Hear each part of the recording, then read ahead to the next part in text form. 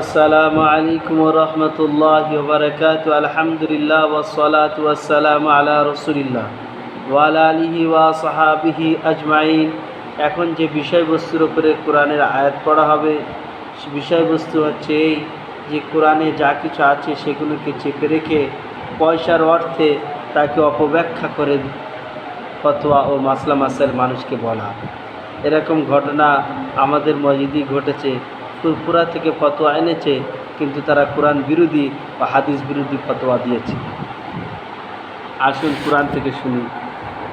আউযু বিল্লাহি মিনাশ শাইতানির রাজিম। বিসমিল্লাহির রহমানির রহিম।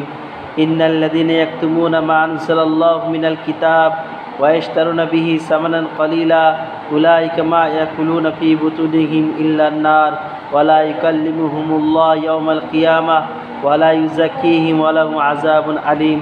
উলাইকা আল্লাযীনা ইশতারাউ আদ-দালালাতা বিল হুদা ওয়াল আযাবা বিল মাগফিরা ফামা আসবারুহুম আলান নার।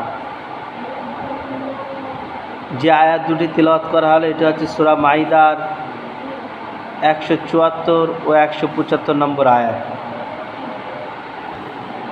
আল্লাহ তাআলা বলছেন, যারা গোপন করে যেসব বিষয়ে যা আল্লাহ কিতাবে নাজিল করেছেন এবং তার বিনিময়ে সামান্য মূল্য গ্রহণ করে, তারা তো শুধু পেট ভর্তি করে আগুন দিয়ে, আর কিয়ামতের দিন আল্লাহ তাদের সঙ্গে কথাও বলবে না, আর তাদের জন্য রয়েছে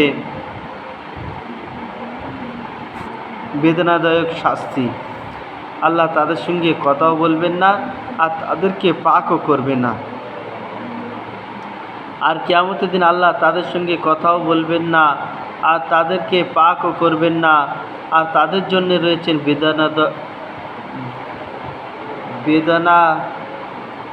বেদনাদায়ক শাস্তি, অর্থাৎ খুবই কঠিন শাস্তি, বেদনাদায়ক। কেননা এরাই সৎ পথের পরিবর্তে অসৎ পথ এবং আযাব খরিদ করেছে। ক্ষমার পরিবর্তে আগুনের উপরে তাদের কতই না ধৈর্য। আল্লাহ তাআলা সূরা মাইদার এই আয়াত দুটির মধ্যে আমাদের যে শিক্ষা দিয়েছেন, সূরা বাকারা আরেক জায়গায় বলা হয়েছিল, ওয়ালা তাশতারু বিআয়াতিনা সামানান কলিলা। ওইখানে ইহুদি এবং অন্য আলেমরা পূর্বেকার তারা শরীয়তের অপব্যাখ্যা করে মানুষকে দিত আর তার জন্যে কিছু মূল্য নিত।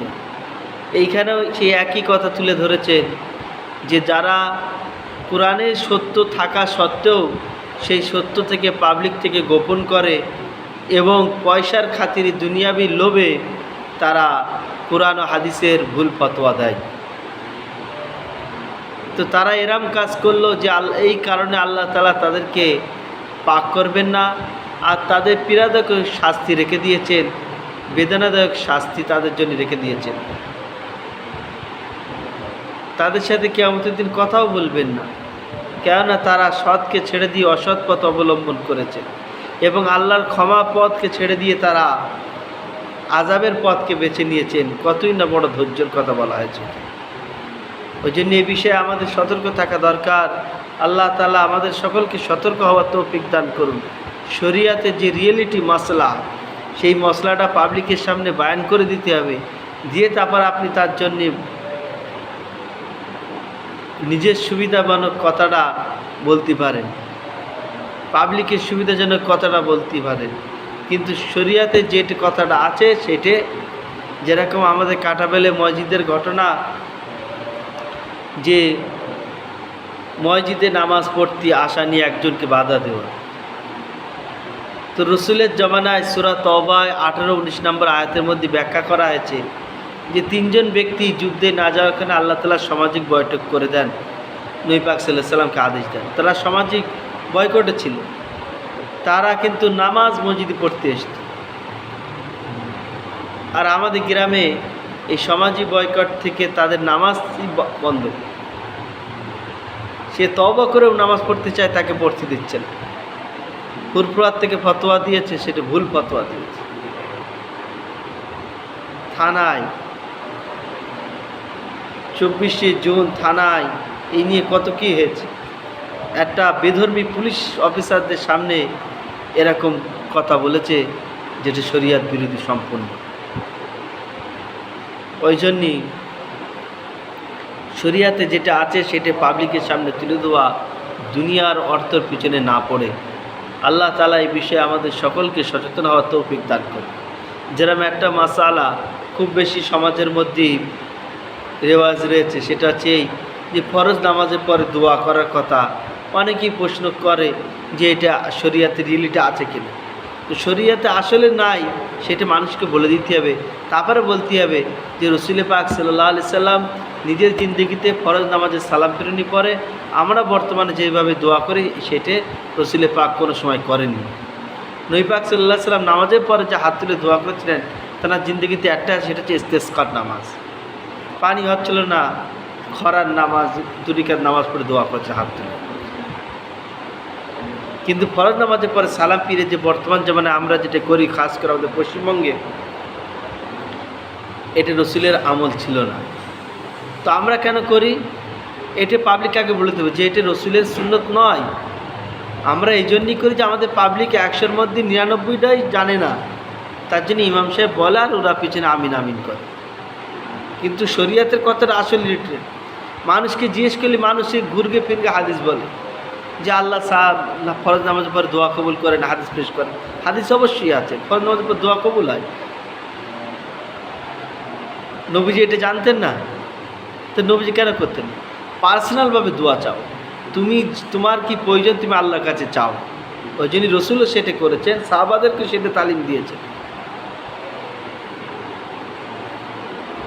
অনেকে বলে হাত তুলে দোয়া করলে আল্লাহ তাআলা খালি হাতে ফিরান না। অবশ্যই হাদিস 100% সঠিক, 100-এর মধ্যে 100। কিন্তু সেটা আপনি পার্সোনাল চান, আপনার কি প্রয়োজন আপনি চান।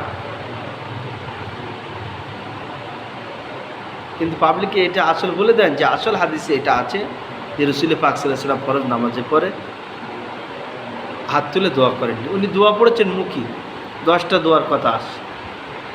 3 বার আস্তাগফিরুল্লাহ, আয়াতুল কুরসি, আল্লাহুম্মা আনতাস সালাম ওয়া মিনকাস সালাম তাবারাকা ইয়া যুল জালালি ওয়াল ইকরাম, আল্লাহুম্মা আইন্নি আলা যিকরিকা ওয়া শুকরিকা ওয়া হুসনি ইবাদাতিক, আল্লাহুম্মা আগফিরলি যামবি ওয়া সিলি ফি দারি ওয়া বারিক লি ফি রিজকি, লা ইলাহা ইল্লাল্লাহু ওয়াহদাহু লা শারীকা লাহু লাহুল মুলকু ওয়া লাহুল হামদু ওয়া হুয়া আলা কুল্লি শাইইন কাদির, আল্লাহুম্মা লা মানি'a লিমা আতাইতা ওয়া লা মুতি'a লিমা মানা'তা ওয়া লা ইয়ানফা'ল জাদ মিনকাল জাদ। তারপর আল্লাহুম্মা আইন্নি আলা যিকরিকা ওয়া শুকরিকা ওয়া হুসনি ইবাদাতিক। তারপর 33 বার সুবহানাল্লাহ, 33 বার আলহামদুলিল্লাহ, 34 বার আল্লাহু আকবার। তারপরে কুল আউযু বিরাব্বিল ফালাক, কুল আউযু বিরাব্বিন নাস, কুল হুয়াল্লাহু আহাদ, ফজর ও মাগরিব পর 3 বার, আর বাকি নামাজের পর একবার করে। তারপর আবার একটা লা ইলাহা ইল্লাল্লাহু ওয়াহদাহু লা শারীকা লাহু লাহুল মুলকু ওয়া লাহুল হামদু ওয়া হুয়া আলা কুল্লি শাইইন কাদির, লা না'বুদু ইল্লা ইয়্যাহু লাহু নি'মা ওয়া লাহুল ফাজলু ওয়া লাহুস সালামু হাসান, লা ইলাহা ইল্লাল্লাহুল ইসলামু দ্দীন ওয়া লাউ কারিহাল মুশরিকুন। এই দোয়াগুলো রাসূল পাক সাল্লাল্লাহু আলাইহি ওয়াসাল্লাম পড়তেন, কিন্তু হাত না তুলে। সাহাবারাও পড়েছেন, কিন্তু হাত না তুলে। ওই জন্যই আসল রিয়েলিটিটা না লুকিয়ে, না দ্বিধাবোধ করে, কাউকে না ভয় করে, আল্লাহ সন্তুষ্ট করার জন্যে, রসুলের পায়কে মানুষের কাছে পৌঁছানোর জন্যে সঠিকটা বলে তারপর আপনি বলেন আপনার সুবিধা মতো। বর্তমানে পরিস্থিতি হিসেবে বলেন। আল্লাহ তাআলা আমাদের সকলকে এই বিষয়ে সচেতন হওয়ার তৌফিক দান করুন, বলেন আমিন।